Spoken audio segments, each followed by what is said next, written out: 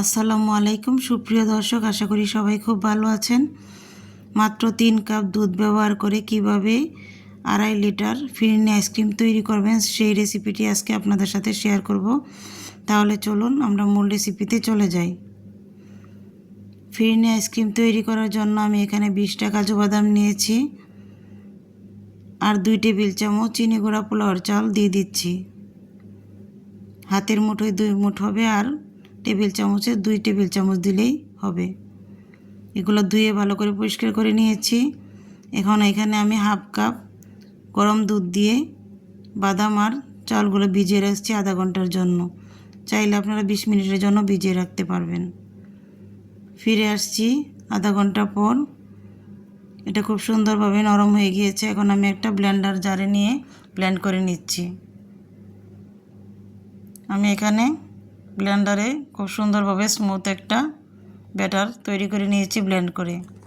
চুলায় চলে যাচ্ছি। এখানে আমি 3 কাপ মেজারমেন্ট কাপের লিকুইড ফুল ক্রিম দুধ নিয়েছি।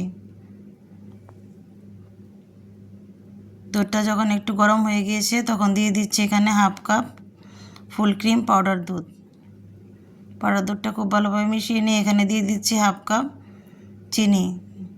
চিনিটা আপনারা আপনাদের টেস্ট অনুযায়ী কম বেশি করে দিতে পারবেন। পরবর্তীতে আমি কনডেন্স মিল্ক ব্যবহার করব, তাই আমি হাফ কাপই দিয়েছি। খুব ভালোভাবে পাউডার দুধ, চিনি আর দুধটাকে মিশিয়ে নিয়েছি। এখন আমি এখানে দিয়ে দিচ্ছি 2টো দারচিনি আর 4টা এলাচ।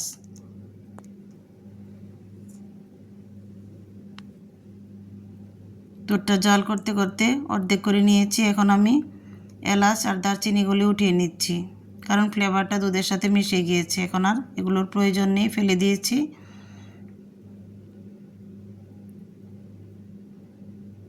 এখন আগে থেকেই যে বাদাম আর চালের ব্যাটারটা তৈরি করে রেখেছিলাম সেটা আমি এখানে এক হাতে দিচ্ছি আর এক হাতে খুব দ্রুত নেড়েচেড়ে দিচ্ছি। খুব দ্রুতই নেড়েচেড়ে দিতে হবে, এতে করে কোনো লাঞ্চ থেকে যাবে না, দলা পেকে থাকবে না, তাই খুব দ্রুতই নেড়েচেড়ে দিতে হবে।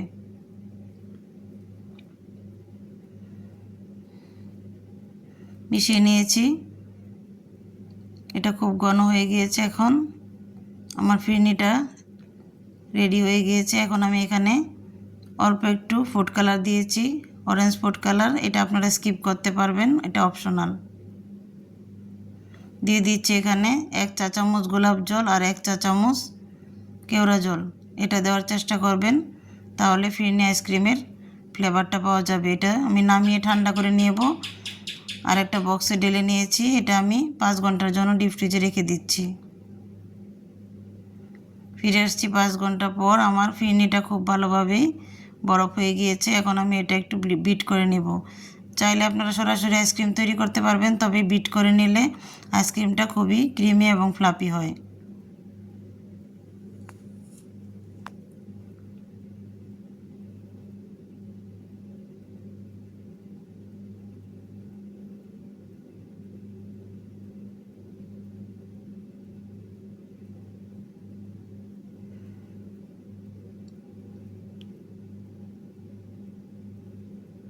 এটা বিট করা হয়ে গিয়েছে, এক সাইডে রেখে দিচ্ছি। আর একটা বোলের মধ্যে দিয়ে দিচ্ছি 1.5 কাপ হুইপ ক্রিম। আমি ভিভো হুইপ ক্রিমটা ব্যবহার করছি, আপনারা চাইলে যে কোনো ব্র্যান্ডের হুইপ ক্রিমটা ব্যবহার করতে পারবেন। আবারও ইলেকট্রিক বিটার দিয়ে 5 মিনিট নর্মাল স্পিডে বিট করে নিচ্ছি।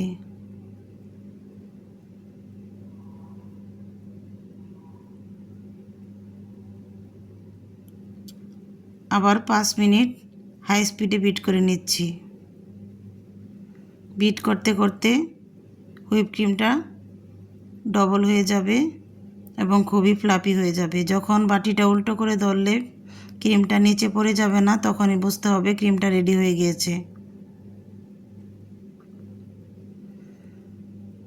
তখনই অল্প অল্প করে ফিরনি এখানে দিয়ে দিতে হবে আর হুইপ ক্রিমের সাথে মিশিয়ে দিতে হবে।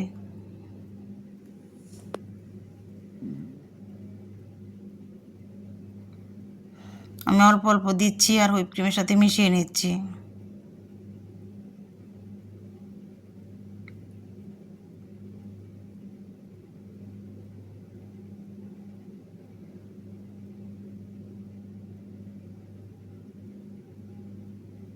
ফিরনিটা মিশানো হয়ে গিয়েছে। এখন আমি এখানে হাফ কাপ দিয়ে দিচ্ছি কনডেন্স মিল্ক।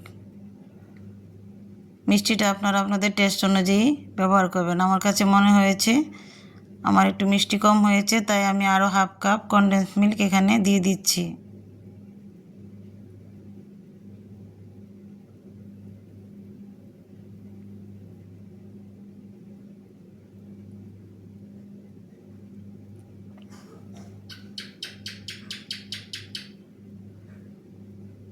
এখানে আমি আবারও 1 চা চামচ কেওড়া জল আর 1 চা চামচ গোলাপ জল দিয়ে দিচ্ছি।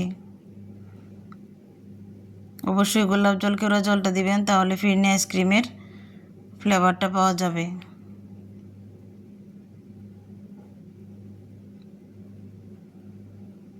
আইসক্রিমটা রেডি হয়ে গিয়েছে। এখন আমি আইসক্রিমটা একটা মোল্ডে ঢেলে নেব, তাই বিটারগুলো খুলে নিচ্ছি। আমার বিটারগুলো খুলছে না, একটু পড়ে গিয়েছে ভিতরে, অসুবিধা নাই, এটা আমি বের করে নেব আর একটা বক্সে ঢেলে নিচ্ছি। আমি এখানে 2.5 লিটারের একটা বক্সে আইসক্রিমগুলো ঢেলে নিয়েছি। আমার এখানে 2.5 লিটার আইসক্রিম হয়েছে 3 কাপ দুধ থেকে। উপর থেকে কিশমিশ আর কাঠবাদাম দিয়ে ডেকোরেশন করে দিচ্ছি। আপনারা চাইলে যে কোনো বাদাম দিয়ে এটা উপরে একটু ডেকোরেশন করে নিতে পারবেন।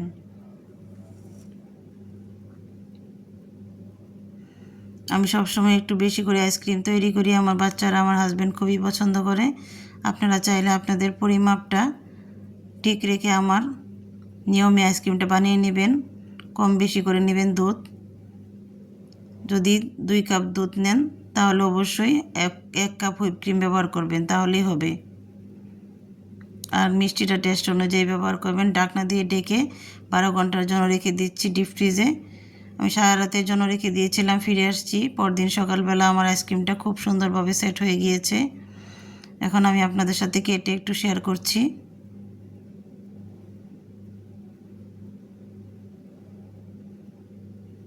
আইসক্রিমটা খুবই ক্রিমি এবং ফ্লাফি হয়েছে,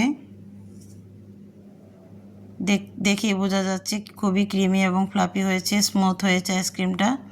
খেতেও ভীষণ মজা হয়েছিল।